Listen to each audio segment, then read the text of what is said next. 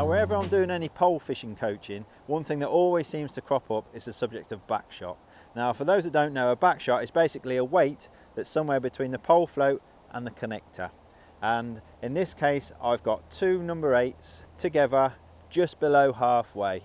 Now, if you're not sure where to place your backshot, then I'd say around halfway, slightly higher, slightly lower, is about right as a starting point. You can always adjust it as you go, but that's how I like to have my backshot. I know some people advocate 3 or 4 number 11s or number 10s spread out. I've seen some people even use great big AAs and swan shot as backshot, but invariably I find 2 number 8s, sometimes number 9s are absolutely fine. I don't go smaller than that, because what you find is if you go lighter, it won't help break the surface tension on a flat calm day like today. Those even 2 number 10s won't break that surface tension. So that's what I choose to use.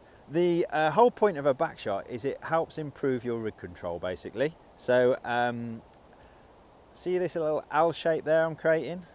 Well, that helps. If I didn't have backshot and it was a slight breeze or a wind, you'd create a little bow and your pole float could be dragged off course. That backshot, it takes up all that slack and it stops your pole float being dragged off course. It gives you something to hold on to as well on a windy day, and it just means by taking up all that slack line, when you do get a bite, you're actually into the fish a lot quicker.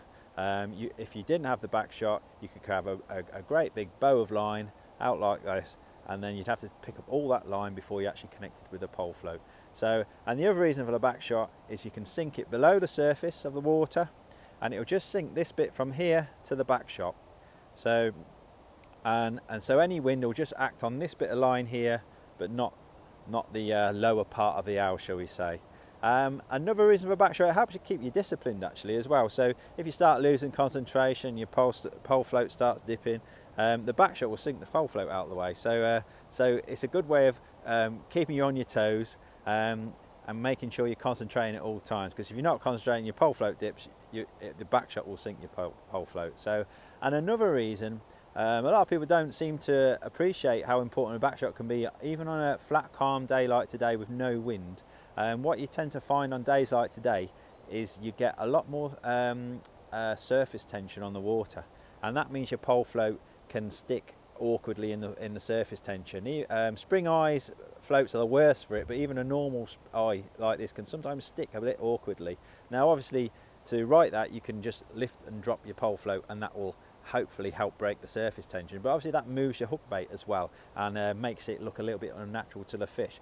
By using the backshot, you can actually drop the backshot and that'll sink the pole float and let you right the pole float without actually moving the hook bait too erratically. So it keeps your rig working in the swim a little bit longer, even on flat calm days like today with a lot of surface tension. So but backshot, if you've not tried them, I'd really suggest you give them a go. Start fishing if you're pleasure fishing somewhere without a backshot, and then pop 2 on after an hour or so and see the difference it makes. I guarantee you'll be surprised the difference it can make to your rig control, and hopefully will put more fish in your net.